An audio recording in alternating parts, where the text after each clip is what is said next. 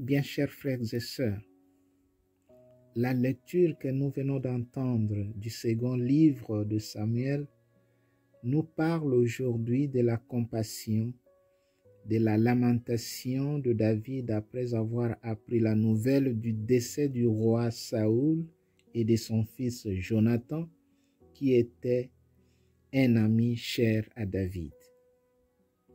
Saoul s'était fait ennemi de David, mais à sa mort, David déchire ses habits et chante un poème de lamentation.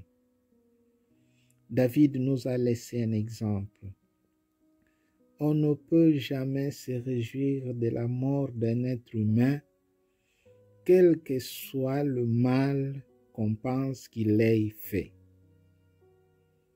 Un chrétien ne peut jamais se réjouir de la souffrance d'un autre être humain, même pas de ceux que nous considérons comme nos ennemis. Jonathan a donné sa vie pour son peuple, en mourant à côté de Saoul son père. Voilà un modèle de courage héroïque. Nous ne devons pas hésiter à offrir notre vie pour le bien de nos frères. Prions le Seigneur. Seigneur Jésus, nous te rendons grâce et nous te remercions pour le témoignage de tous ces chrétiens de diverses confessions qui, partout dans le monde, meurent pour défendre la foi chrétienne et confesser ton nom. Que leur sang versé soit une sémence de l'unité de tous ceux qui croient en toi. Amen. Maintenant, demandons humblement la bénédiction de Dieu.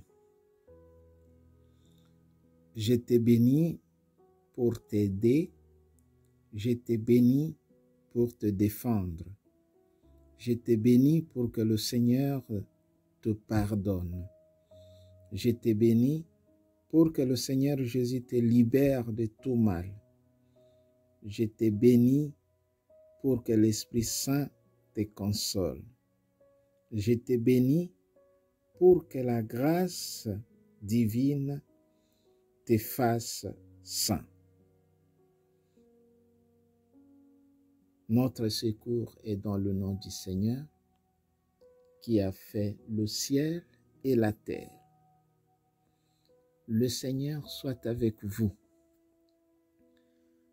Que la passion bienheureuse de notre Seigneur Jésus-Christ, la prière de Marie Immaculée, notre Mère, la protection de Saint Joseph, l'intercession de tous les saints apôtres et martyrs qui ont versé leur sang pour défendre la foi chrétienne, tout ce que vous ferez de bien et supporterez de pénible pour défendre la foi catholique puisse augmenter en vous la grâce divine et contribuer à votre sanctification. Que Dieu Tout-Puissant vous bénisse, le Père, le Fils et le Saint-Esprit.